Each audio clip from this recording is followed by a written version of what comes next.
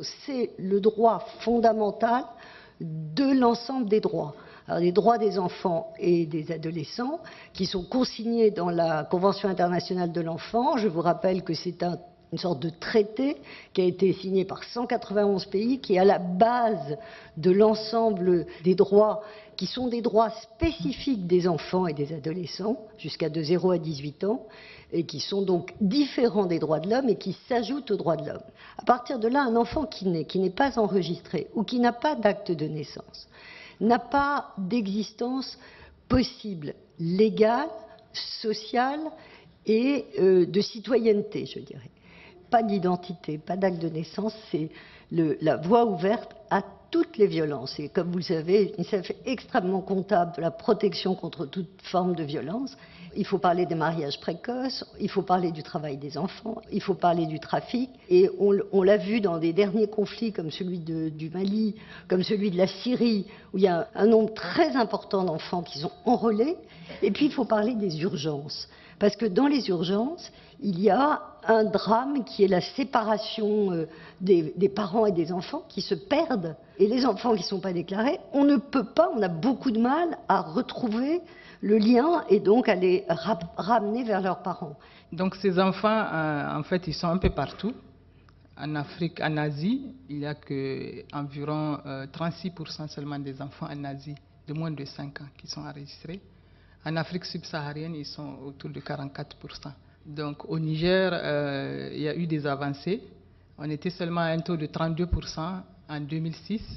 Et en 2012, donc, on a doublé le taux parce qu'il y a eu d'importants efforts qui ont été fournis avec l'appui de l'UNICEF au gouvernement du Niger qui a réformé sa législation. Il y a eu tout un tas d'actions.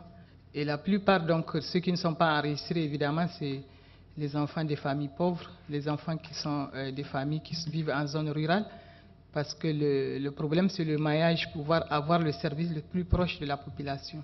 Et compte tenu du fait que la majorité de la population dans les pays subsahariens est analphabète, les parents, tout de suite, ne voient pas l'importance d'avoir ce papier. Au Cameroun, c'est à peu près la même chose. C'est au nord Cameroun que les enfants sont le moins enregistrés. C'est surtout dans les régions musulmanes et animistes.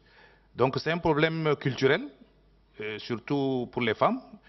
Par exemple, dans les Nippel, les femmes ne déclarent pas l'enfant. Les femmes ne doivent même pas prononcer le nom de leur mari. Donc si le mari ne va pas déclarer, la femme n'ira pas déclarer.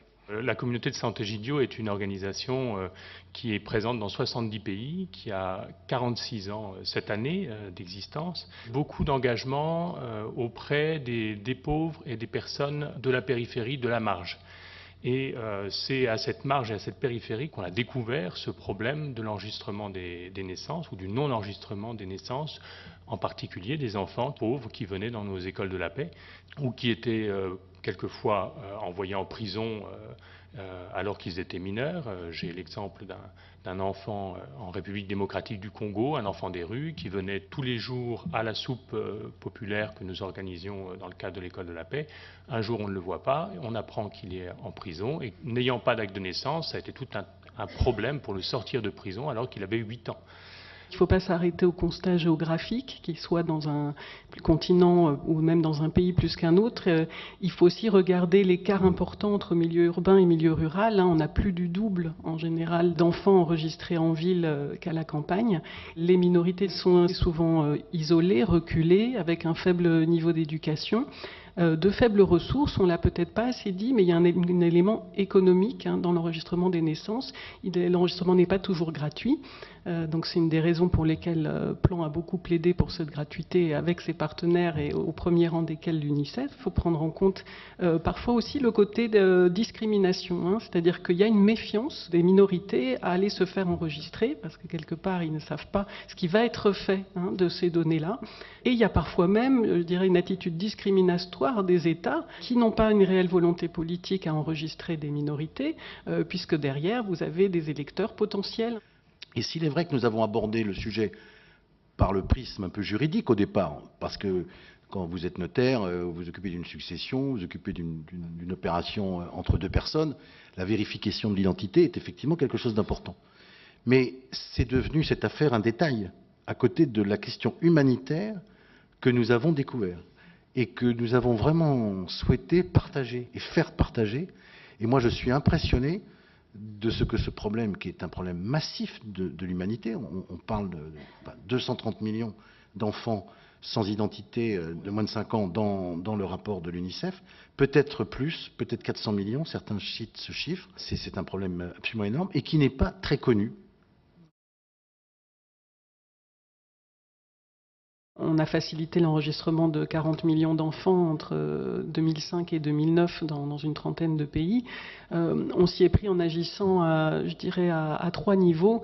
Pour que les choses changent, il faut à la fois donc au niveau local, que les familles, les communautés soient non seulement plus conscientes du problème, plus sensibilisées, mais aussi donc qu'elles aient les moyens que l'État mette à leur portée l'enregistrement des naissances. Donc on a des réponses du type unité mobile qui ont très bien fonctionné dans plusieurs de nos pays d'intervention. Il y a également l'utilisation des nouvelles technologies pour faciliter ce type d'enregistrement. Il faut également, donc, au niveau des médias, qu'il y ait des campagnes un peu de masse, qu'il y ait un bruit de fond pour tout changement de comportement. Vous avez aussi besoin de renforcer ces messages par des campagnes. Et puis, bien sûr, l'État a un rôle central. Il a la responsabilité d'assurer. On a besoin de travailler à très haut niveau, de travailler au niveau des États, de travailler en collaboration avec les gouvernements. C'est en particulier ce que nous faisons actuellement au Burkina Faso depuis 2009. Nous pensons que pour bien faire ce travail, il faut le faire à l'échelle nationale ou régionale, mais en tout cas à une échelle universelle. Construire un État civil suppose de sortir de l'expérimentation, du projet pilote, et vraiment d'embrasser toute la réalité d'un pays, de tous les citoyens, et d'aller vers l'enregistrement de tous. Donc notre programme s'appuie sur un réseau d'activistes locaux à travers nos communautés de santé Gidio locales et à travers des réseaux associatifs de la société civile qui font de la sensibilisation, qui vont parler. Mais faire de la sensibilisation sans proposer concrètement l'enregistrement, donc sans faire toucher du doigt la possibilité et la gratuité de l'enregistrement est complètement vain, parce que c'est vraiment en enregistrant que la propagation de cette bonne nouvelle qu'on peut se faire enregistrer est possible. Au sein de la francophonie, vous avez l'Organisation internationale de la francophonie qui travaille bien sûr avec la société civile, mais aussi avec les États. Donc elle a cette capacité d'action, de lobbying sur les États membres, mais vous avez aussi l'Assemblée parlementaire francophone qui s'intéresse également aux problèmes liés à l'état civil. Vous avez également les opérateurs de la francophonie, TV5 Monde par exemple, vous avez l'Agence universitaire de la francophonie, mais vous avez aussi l'Association internationale des maires francophones, qui là travaille directement avec les communes. Puis vous avez enfin les réseaux institutionnels de la francophonie, notamment dans les domaines de la paix, de la démocratie et des droits de l'homme. Nous avons 15 réseaux qui réunissent un ensemble d'institutions, des États membres. Alors ça peut être les hautes cours de justice francophones ou les commissions nationales des droits de l'homme, mais là en l'occurrence ça peut être aussi des professions. Et à ce titre, donc, vous avez fait état de vos actions. Donc c'est vraiment un moyen extrêmement efficace d'agir sur le terrain par le biais de ces réseaux. Oui, je voudrais d'abord qu'on distingue deux choses. Il y a la prévention, parce que nous voulons d'abord pour objectif de limiter au maximum les enfants non déclarés. Mais vraiment, le SMS peut être d'un apport considérable. Donc, nous voulons d'abord mettre un système d'alerte pour diminuer au maximum les enfants non enregistrés. La deuxième action, c'est d'organiser la délivrance à grande échelle des actes de naissance aux enfants. En parlant de décentralisation, je pense que le notariat est d'ailleurs plus présent sur le terrain que les communes, etc. Le notariat, mieux organisé, pourra coordonner des actions avec les greffiers, l'état civil, les magistrats, etc. pour organiser des audiences foraines et délivrer à grande échelle les actes de naissance. Il faut associer les chefs traditionnels, les chefs de quartier, les chefs de village et les populations.